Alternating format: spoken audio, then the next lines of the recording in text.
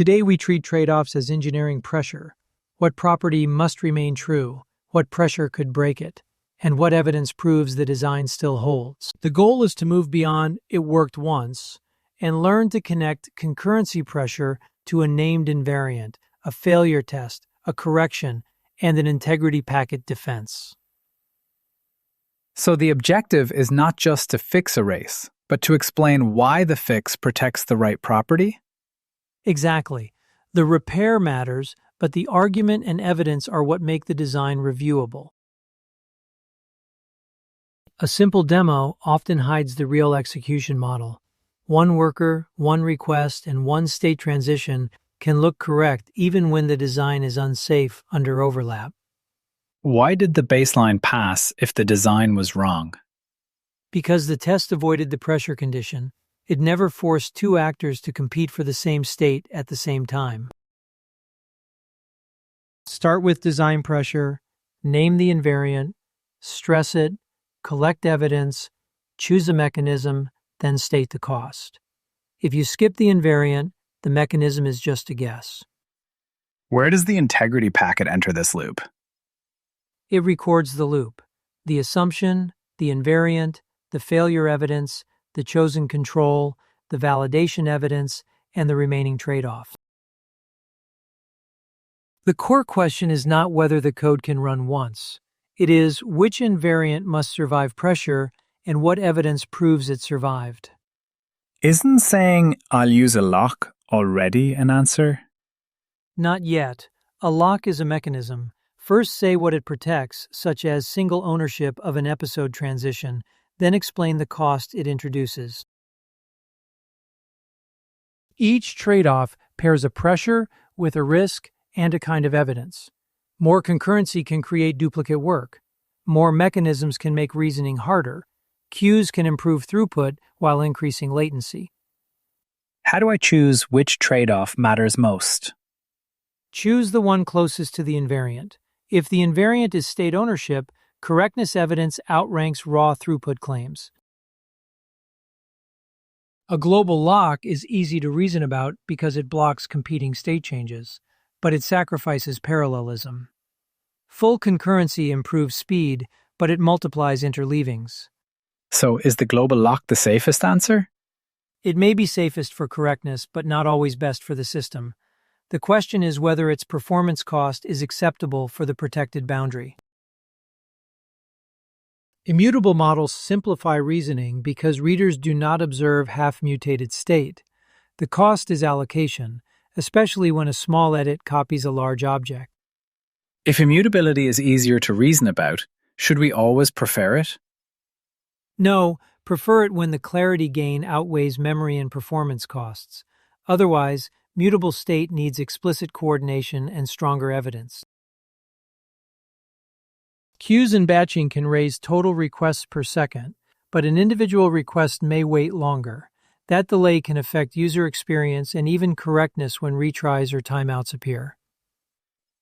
What evidence would support a throughput claim without hiding the latency cost? Show request rate and per request timing together. In the integrity packet, disclose both the improvement and the delay introduced. An invariant is a condition that must remain true across valid executions. For the episode workflow, only one worker may own a transition for a given episode at a time. What exactly am I protecting? The status field or the worker? You are protecting the transition ownership. The status field is where the violation appears, but the property is that competing workers cannot both claim the same transition. The episode moves from draft to processing, then toward ready to publish and published, with failed as a recovery path. The transitions are the authority of the workflow. Why is two workers moving draft to processing such a serious problem if the final state is still processing? Because the final state hides duplicate ownership. Two processing jobs may run, side effects may duplicate, and the logs may no longer prove who legitimately owned the transition. The concrete setup is episode 42, two workers, and a baseline assumption that read, check, and update behave like one step. That assumption sounds reasonable in ordinary code. Where does it become false? It becomes false between read and write. If another worker enters that gap, both workers can act on a state that is no longer current. In the normal path, worker A reads draft, writes processing, and receives a successful claim. Nothing in this run proves the transition is safe under competition. So the happy path test is not useless, just incomplete? Right. Keep it to prove the basic workflow, but add a pressure test to prove the invariant under overlap. Worker A reads draft. Before A writes, worker B also reads draft. Now both believe they can claim episode 42, and both writes may appear accepted. How would I prove this failed if the final status only says processing? You need evidence of the competing attempts, worker IDs, timestamps, previous and new states, and a trace showing both workers observed draft before either rejection occurred. To make the race visible, repeat the test many times and add an artificial delay between read and write. Then log worker ID, episode ID, previous state, new state, and timestamp. Why preserve the failing run after I fix the code? Because the before and after comparison is your engineering argument. Same pressure, different behavior, reviewable evidence. The root cause is that one conceptual operation was split into read, check, delay, and write. The interleaving gap lets stale information drive a later update. If the method is named claim episode, doesn't that imply atomicity? Names do not create atomicity. The implementation must protect the critical transition with a mechanism that the runtime or storage layer actually enforces. A global lock protects the whole store, a per-episode lock protects one entity, a versioned update protects an expected state, and a single-owner queue serializes commands. Which one should I choose first for A1? Choose the simplest mechanism that protects your invariant and that you can validate. Then name its cost: lower parallelism, lock management, retry handling, or queue delay. A guarded transition compares the expected state with the current state at the moment of transition. If current state is still draft, accept processing. Otherwise, reject the stale claim. Is rejection really part of the design or just an error case? It is part of the design. The losing worker must be rejected explicitly so the system protects the invariant and produces evidence of that protection. With a versioned update, worker A updates if the record is version 7 and advances it to version 8. Worker B also tries version 7 and is rejected as stale. What trade-off does this fix introduce? The application must handle rejected updates, rereads, and possibly retries. Correctness improves, but control flow becomes more explicit. A single-owner queue prevents workers from mutating episode state directly. They submit commands and one owner applies transitions in order. Does that mean the queue eliminates concurrency? It limits concurrency around the protected entity, not necessarily across the whole system. Other episodes or independent work may still proceed in parallel. A good design response starts with the property, not the tool. Only one worker may own the episode transition. Then, choose the simplest control that enforces it. What should the losing worker do? It should fail explicitly, log the rejected transition, and follow a defined path such as reread, retry, or stop. Silent failure destroys evidence. The baseline reads draft and writes processing while assuming no overlap.